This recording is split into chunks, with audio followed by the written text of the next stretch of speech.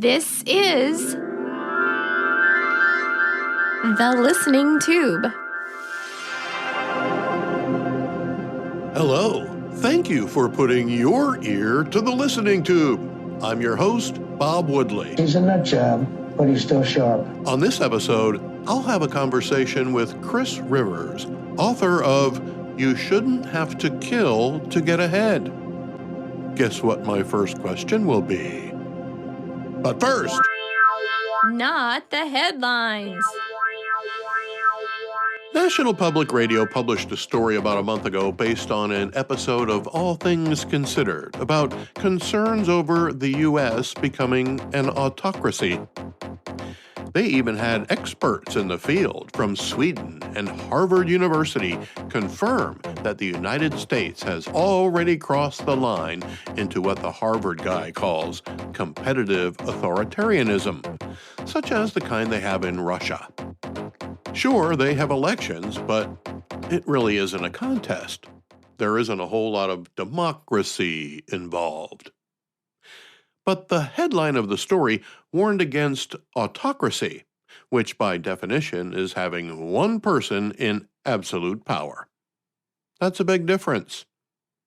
The Swedish guy says the U.S. is no longer a democracy. While there is room for improvement when it comes to how we choose our candidates, once they're on the ballot, people are free to vote for whomever they wish. And a lot of money is spent trying to convince voters to support the chosen candidates. I wonder if the Swedish guy got to vote for the King of Sweden. Yeah, they have a king. They also have elected representatives, but come on. And if that wasn't enough, The Harvard guy was kind enough to toss out some of the ways we're able to tell that the United States is becoming a competitive authoritarianism. These tactics include attacking the press. Well, I must admit that we see a lot more of that under the Trump administration than we did under the Biden administration. But when you look at the press as a whole, most of the larger organizations, including CBS, NBC, and ABC, as well as CNN and MS Now, and the Associated Press, plus most of the newspapers they serve, never criticized President Biden. They covered up for him.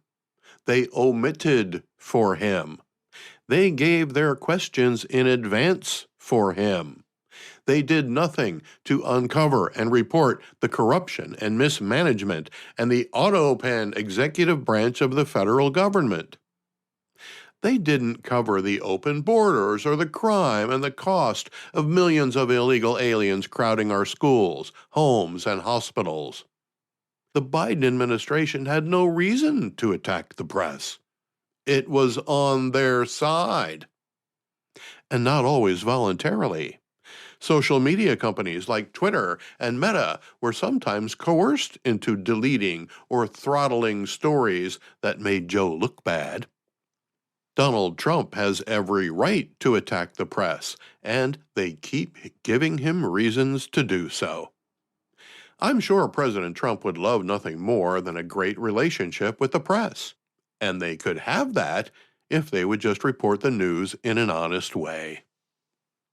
Another tactic the Harvard guy uses to recognize autocracy is disenfranchising voters.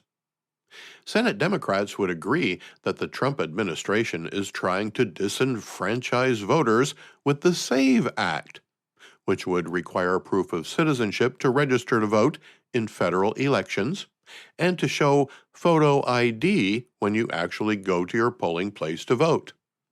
Even though more than 3/4 of Democrats agree with the idea, Senate Democrats refused to vote in favor of such a plan, calling it Jim Crow 2.0, forgetting that Jim Crow 1.0 was the Democrats trying to keep black people from voting. Unlike Jim Crow laws, the SAVE Act has no racism built into it. But the Democrats have to make everything racist. Or sexist. Another Senate Democrat claim is that married women would have a hard time registering to vote. It's ironic that the Democrats would vote for a woman simply because of her gender, yet can't define a woman and think women are too stupid to register to vote. The only voters who are being disenfranchised are the people who are voting illegally, people who are not citizens and don't have the right to vote in America's elections. That's not disenfranchising American voters, it's solidifying the value of each citizen's vote.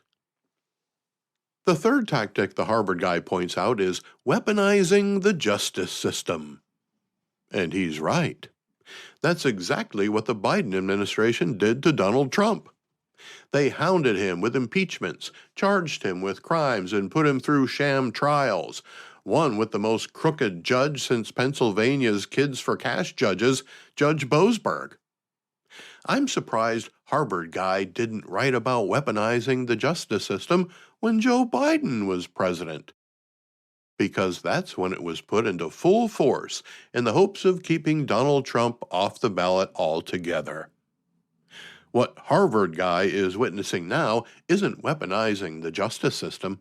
It's putting the justice system to work in the way it was intended, to adjudicate criminality, the criminality that took place by the Biden administration. It's not revenge, it's upholding the law. And you can hang your hat on that. Why NPR chose to do a story on the possibility of an autocracy in America at this point is puzzling. The closest America came to an autocracy was the last presidential election. We would be in a competitive authoritarianism if Kamala Harris had won the presidency. The Democrats had no primary, forced out the sitting president, and appointed their chosen candidate, just like they do in Russia. Had Kamala won, and if the House and Senate were also controlled by the Democrats, they would pack the Supreme Court, end the filibuster, and put in an apparatus that would enable them to keep control of power regardless of who the Republicans or any other political party put forth as a candidate. How do I know this? Because that's what they said they'd do. The Democrats have been taken over by the extreme left-wing socialists in the party. Moderate Democrats would be well off to split from the radicals and form a new party, or take measures to regain control of the Democratic Party. Until that happens, there's no reason to let them regain control of the government. They're too splintered, too radical, too dangerous, and too violent. It's too bad the Harvard guy and the Swedish guy couldn't recognize all of those indicators of autocracy when it was actually happening, instead of now, when it's only imagined. The listening tube will return at the speed of sound. Send email to thelisteningtube@outlook.com. My guest today is Chris Rivers. Chris has advice for people who want to get ahead in life. For regular listeners, you know I don't entertain any self-help topics on the program. That hasn't changed. Chris spoke with me from his home in Connecticut. Chris, it seems like you've had a pretty full life so far, raised in a working-class family, joined the Army as, I'm assuming, an enlisted man? Yep, that's how I started, as an enlisted soldier. And then you went to West Point and became an officer, correct? That's right, yep. All right, then on to Georgetown University. You've certainly taken steps to improve your station in life and give yourself the tools you needed to get ahead. First of all, did you have to kill anybody? The short answer is yes. So I served in both Operation Iraqi Freedom 3, and then I led about 150 combat missions in Afghanistan.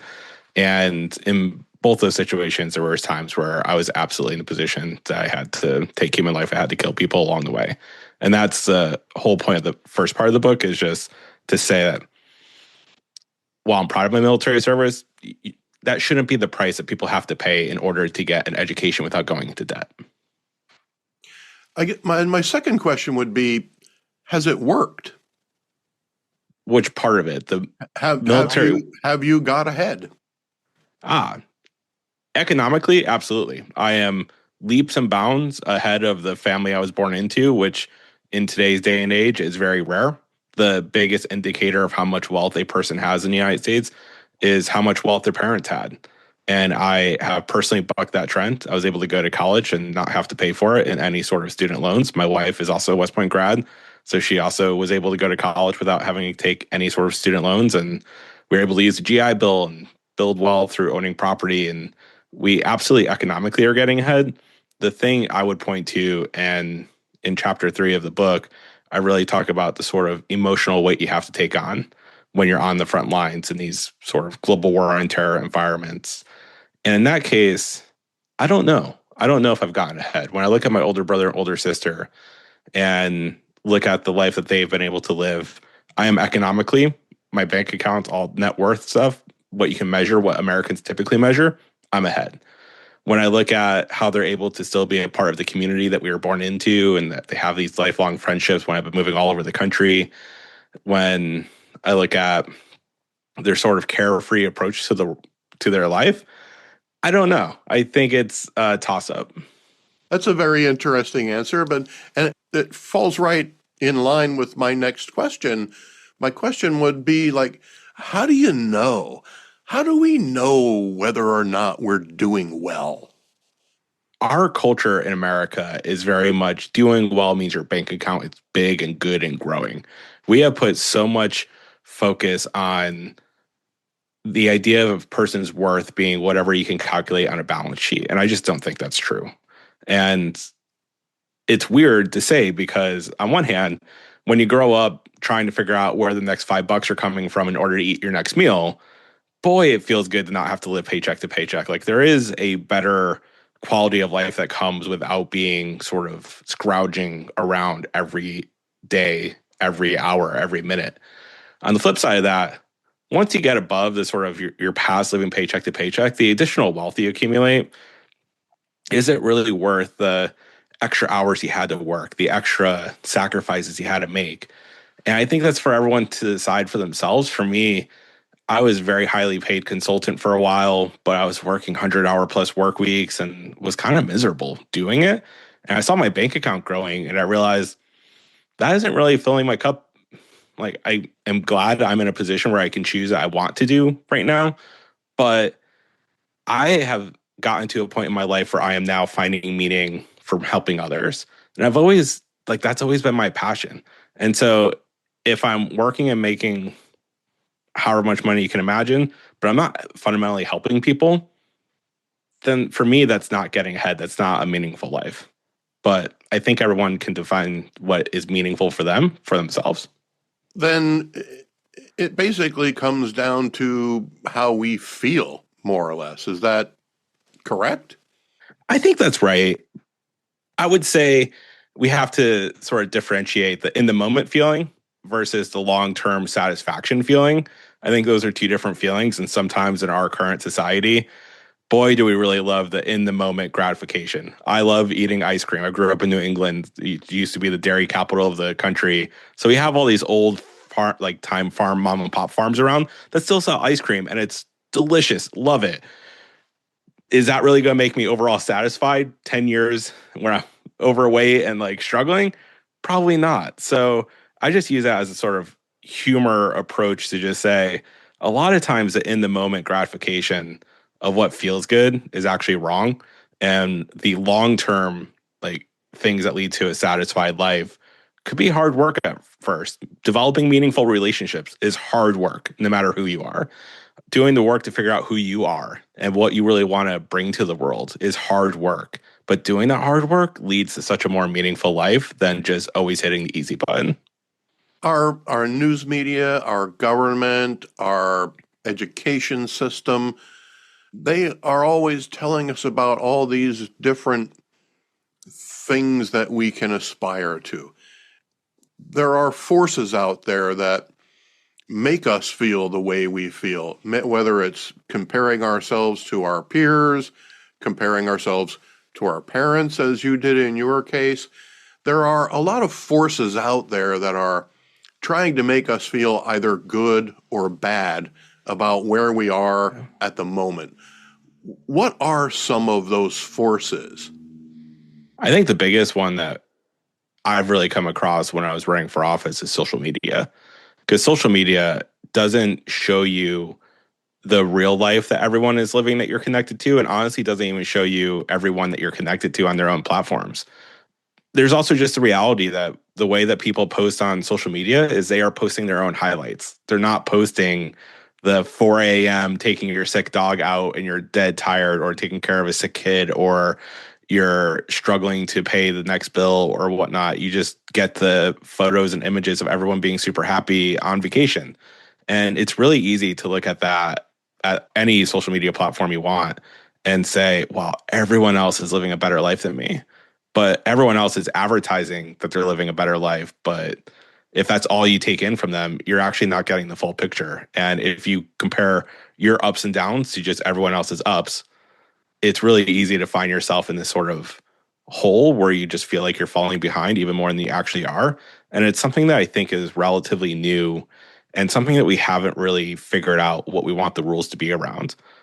That is one of the biggest forces. And then, yeah, we have massive entertainment industries, we have massive advertising industries, we have a whole news media that's more entertainment than news. There's a whole bunch of forces. But at the end of the day, I really think the social media effect is the biggest one that we're having to face right now. So I guess I'm lucky if I have a friend or two who occasionally sobs that nobody loves them anymore. If people are willing to open up to you about their actual troubles, then I think you're actually doing pretty well. I think it's a good sign, right? And it's one of the things, I'm a Christian, and one of the things that in my travels, as when I was traveling around the military, attending different churches, one of the churches I attended had this sermon that basically said, one of the signs if people are going to actually dive deeper into their faith is if they have 3 friends that are also faith-based friends and they're within door knocking range. So they can come over to your house, knock on your door and say, I'm having a really terrible day. Can we talk about it? And I think, you don't have to be religious. You don't have to share the same faith I do. I think it's just a fundamental human thing, right? If you can be in a community, whether it's your family, whether it's your neighbors, whether it's just good friends who are willing to tell you, hey, I'm having a really hard day. Can we talk this out? You're doing better than most people nowadays. Well, certainly having that kind of need or being able to provide that service to somebody else gives you a perspective that you may not have enjoyed before. And I think it helps you to find exactly where you do stand among the other people in your society. I think that's right. And also, let's not overlook the hard work it takes in just any sort of relationship to develop the amount of trust it takes for someone to become vulnerable, to say, I'm not okay. And for them to feel comfortable enough saying that to you, I think shows a huge sign of respect, because in today's day and age, I mean, the amount of scammers we all have to deal with day in and day out, the amount of tricks that are being played in the economic circles and whatnot, like we all have our guard up. And so for people to really be able to put their guard down and say like, hey, I'm hurting, and like, can we share this moment together? I think it's just a testament to the work that went in along the way, to, because these relationships aren't built all at once. It's not, hey, new stranger I never met, here's all my life problems. It's, they became slightly vulnerable at some point along the way and you were a safe place, and vice versa. And as you do that over and over and over again, ultimately you get to the place where you can become vulnerable with the things you're dealing with. And I think we need more of that across the board nowadays. Does having those types of relationships actually help us get ahead in some way? It absolutely does. Because here's the thing about life. Trauma is coming for us all. You can't live life without some source of trauma, without having some sort of down moment somewhere along the way. And the people who have a support system to be able to deal with it, because we all only have our one lived experience. And the more that you can surround yourself with people that you have done the work to develop the trust to share those life lessons that you don't want to just Google, or you don't want to just get into the social media rabbit hole of hitting those dopamine hits, having those sources of friends who are true friends who you can share those dark moments with. And for me, it's a lot of my veteran friends who I deployed with. It's a lot easier to talk about those combat related issues, even years and years afterwards. We develop so much trust early on that they don't actually need to be physically next door. I can call them up and we can talk about it. And having that support system is a huge benefit for getting ahead, because if you're left to your own devices where you just have to figure it all out for yourself, who knows how long it will take you. Every person is different, every situation is different, but having a group of friends that you can talk things out with can help you short circuit those sort of times to understand what's actually wrong and maybe what solutions are, or just to feel heard. And then that gives you enough confidence, enough energy to sort of get back up on the horse and keep moving. So yeah, I do think having a core group of friends where you can be vulnerable with, share those dark moments, is a huge leg up to be able to get ahead, because you can short circuit the time it takes you to be able to be in a good place to get back in the game, so to speak. Other than the way we feel about our station in life or wherever we are in our current situation, we also have statistics and facts that show us where we are as compared to other people, as compared to people within our state, as compared to an average. There are a lot of statistics out there.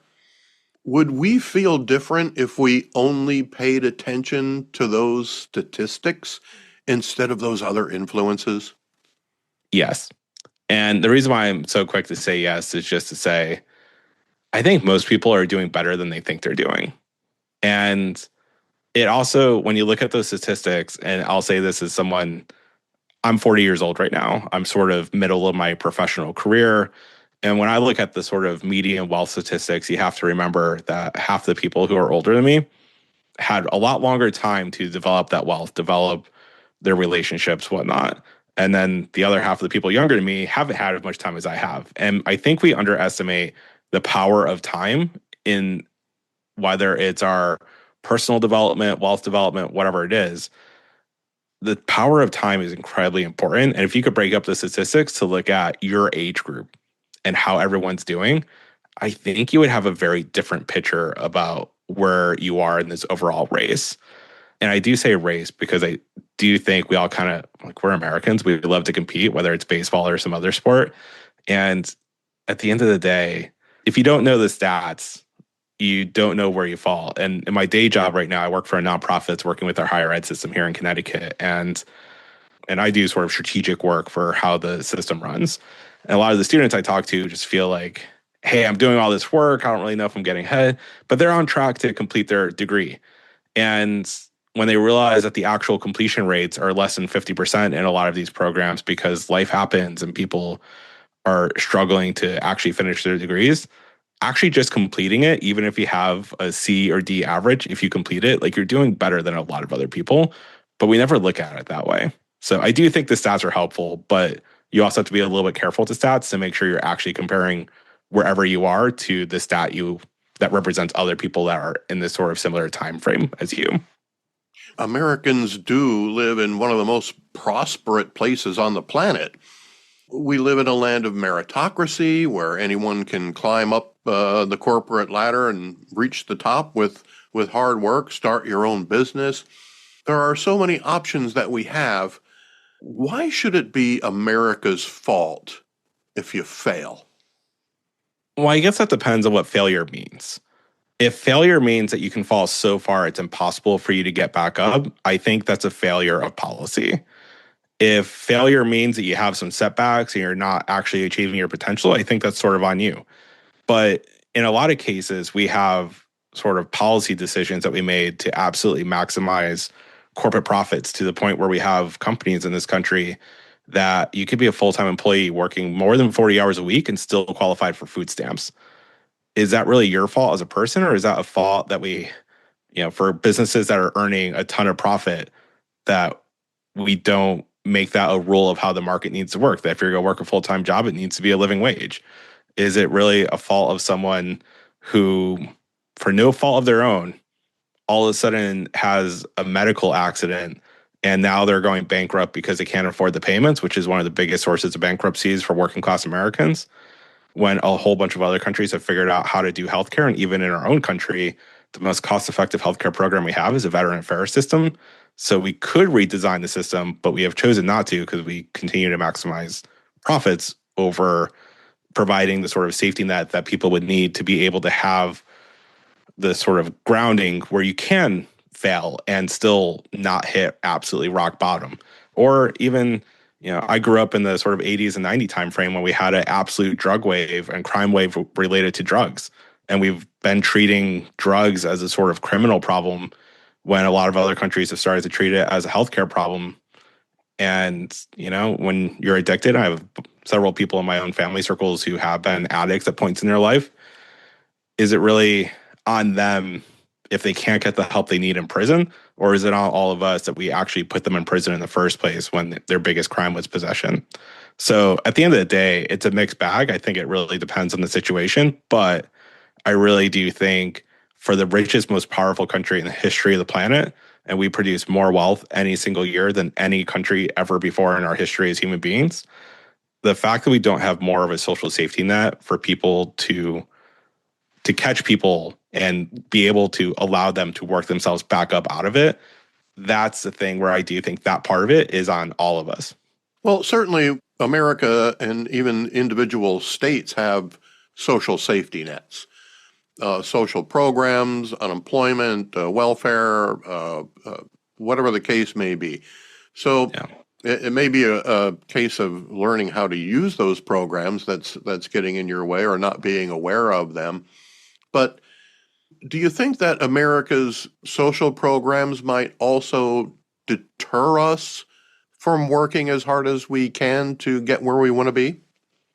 I think they can. I think the design of them matters. I think often case a lot of states and even the federal programs we have don't provide enough support, and then they all of a sudden stop support at certain key levels. And so that sort of sets up these benefit cliffs that if you work one more hour above whatever it is for some of these programs, now you don't get any support. And I think if we were going to take our political hats off and just put our policy hats on, I think the more sophisticated policy would say we need to have these social safety nets that have these sort of gradual off ramps that does encourage you to work more. And I think that across whether you're talking about Medicaid, Medicare, unemployment insurance, or unemployment benefits, or a whole bunch of other benefits we have, they're complicated to access, like you were already saying. But if we can gradually reduce the benefit while people are getting back on their feet, which is, by the way, what a bunch of other countries around the world have done, that would actually allow you to have the safety net without having the sort of benefit cliff that actually works against you or against people as they're trying to figure out, I want to work 5 more hours because I feel a little better. But if I do, I'm actually making less money than I would have just on the benefits. Have you thought about the consequences of doing away with all of the social programs? As a sort of thought experiment for the United States, no. But having been in countries that haven't had these social safety program or any safety net whatsoever, it gets to be a pretty nasty place pretty quickly. And the sort of scarcity mindset can quickly take over. I think it's actually something we're dealing with here in the United States, even with all the wealth we have and all the programs we have. But when it is truly no functioning government, no functioning safety net at all, then it very quickly becomes everyone's out for themselves. And that isn't a great place to be. Now, your book, You Shouldn't Have to Kill to Get Ahead, claims to reimagine wealth, power, and belonging in America. Which of those three things is most important to you? It's a difficult question to answer because I think they're all important, but on a sort of different scale. I think at the end of the day, we have to recognize that we have the most unequal, economically speaking, country on the earth. There's more inequality now in the United States than there was that led up to the French Revolution. And that's a real problem for just the overall fairness of society. I think that's the most important bucket that we're going to have to solve sometime in the next few years. Otherwise, history, I think, would show it gets pretty bad pretty quickly. The way to do that, though, is by having a different set of politics, having a form of politics where we can actually get past our sort of identity politics we've been practicing for a long time. And there's plenty of blame to go across the political spectrum on that. We have to actually start realizing that most Americans have more things in common than divide us. And so I think in order to be able to fix the underlying economic system that does maximize profit that we've had for 40 years, the way to get there is by actually reminding people we're all in this together and we can disagree along the way. Happy to disagree. I'd love to debate folks in good faith. And so at the end of the day, the most important thing right now is to actually really focus on what it means to belong to this country together with all of our different backgrounds, all of our different perspectives, all of our different priorities. And let's just reconnect with each other on a human to human level. Then we can take that and start to have realistic political discussions about what the solutions are. And then from those realistic political discussions are actually trying to solve problems, we can solve the underlying economic problems.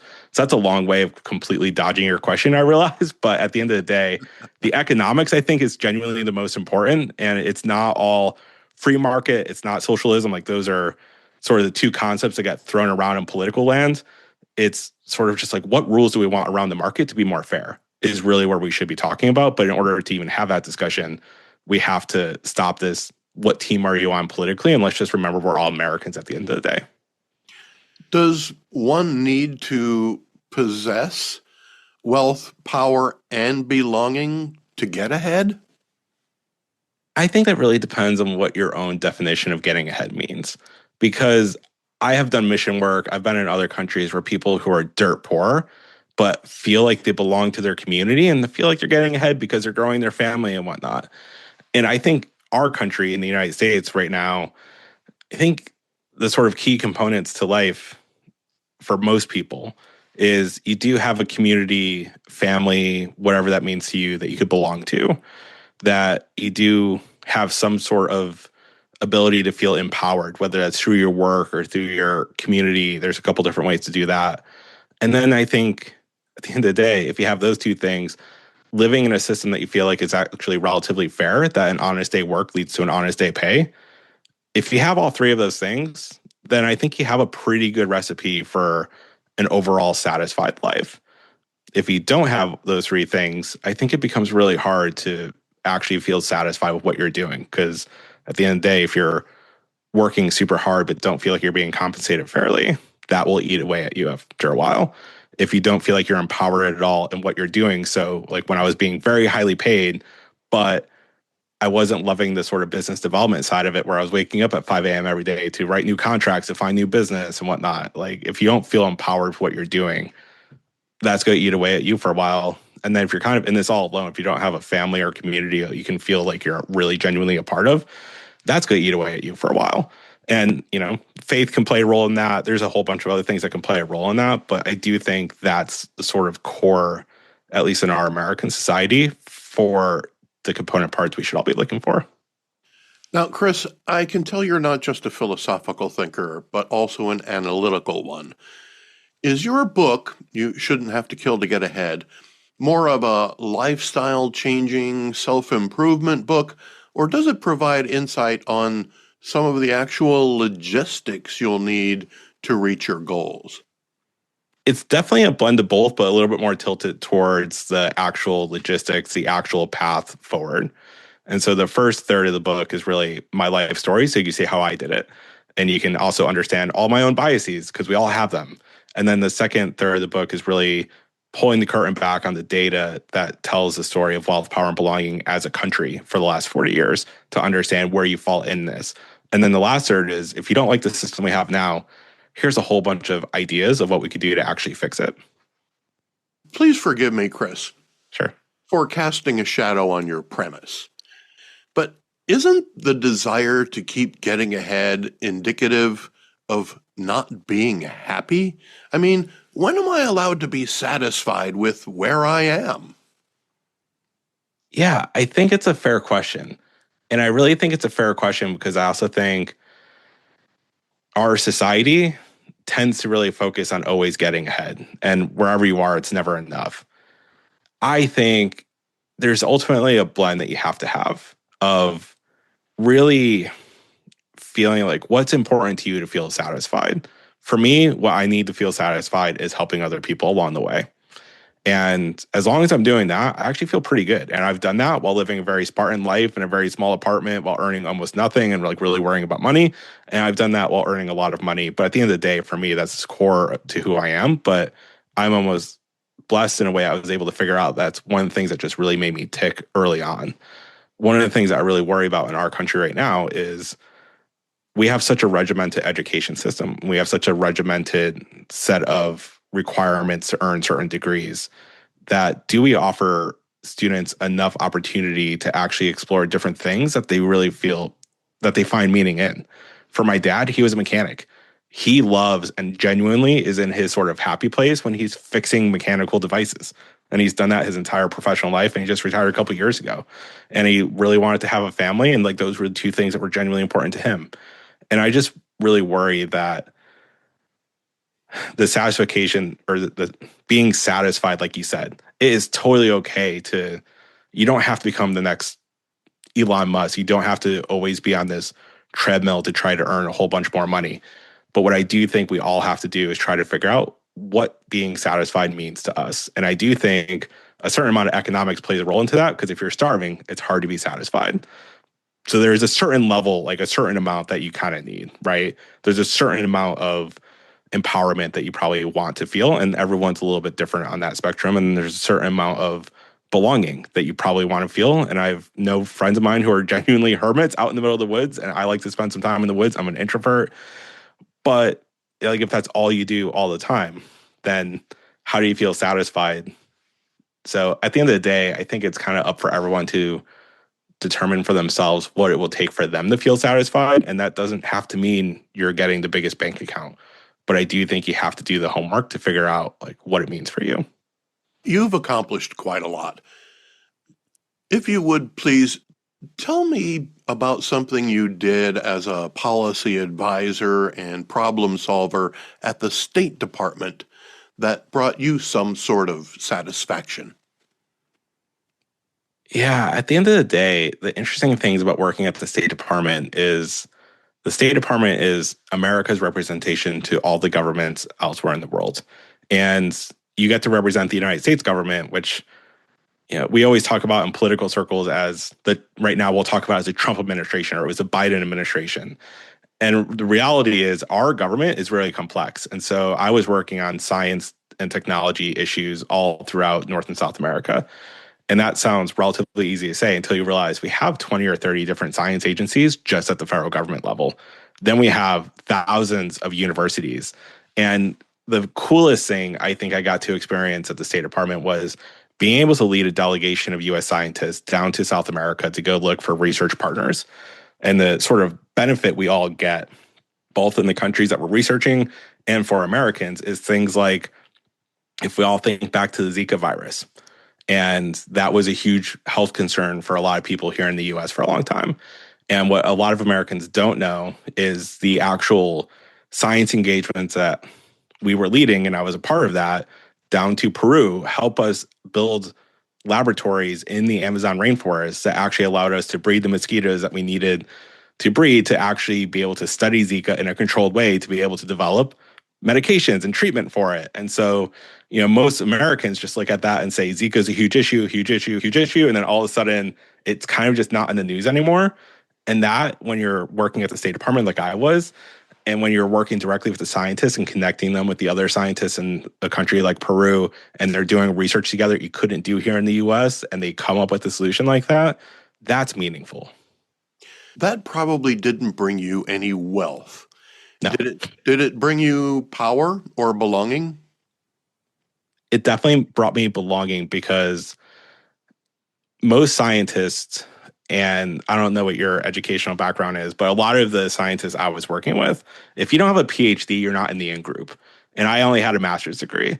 And at the end of the day, by the time I led this really successful group of PhD research scientists, and I was able to unlock the policy stuff for them, whether it was getting their equipment down there and not having get held up in customs and getting special arrangements or not, all these like weird policy stuff that the scientists don't want to talk about and don't understand and don't want to understand. All of a sudden I was on their team, and I was actually the American official leading the delegation. And so those are still folks, even though I think most of them have retired because they were more senior scientists. And that was quite a few years ago now. But we still stay in touch. So it's a new group of friends that I never would have had before. And it's a new group of friends that because of the sort of hierarchy in academia, and they were research scientists. So if I wasn't a PhD, I probably wouldn't have become their friend in any other way. And so, yeah, it did bring me some belonging. It definitely did not bring me any wealth, and it didn't really get me any promotions in the bureaucracy either. Well, thank you very much for sharing that story with us. It's very interesting, and it's interesting, too, that you would choose that story to share. I don't know what that tells us, Chris, but maybe there is room in there for another book somewhere. Yeah, perhaps. Although I will say my undergrad degree is in physics and nuclear engineering, so to write one book was jarring. So just remember all my old English and composition classes was always the hard courses for me. So, but maybe we'll do another one. Is there anything that I haven't asked you about that you'd just like to share? Yeah, I think the biggest thing I just wanted to share with everyone listening is just to say, regardless of where you are in the political spectrum, or if you're not even involved with politics, there's a lot that you can understand, and there's a lot you can do to be part of the change. We have a lot of people in our country that don't participate in any real shape or form in politics, and I think we all could be doing better than what we're doing right now.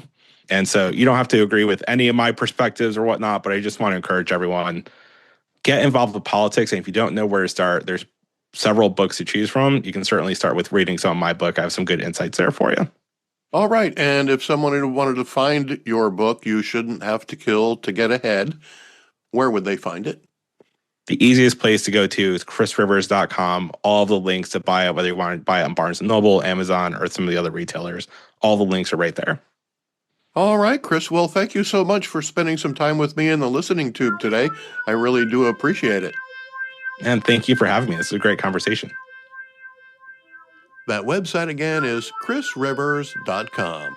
Thanks again to Chris for spending some time with you and me in the listening tube. The Listening Tube is written and produced by yours truly. Copyright 2026. Shout out to some new places checking in: Pedro, Ohio; Eagle, Colorado, on the scenic route over the Rockies; and Blaine, Minnesota. Thank you for putting your ear to the Listening Tube. I'm your host, Bob Woodley. He's the worst thing to happen to old people. For Thou ad infinitum.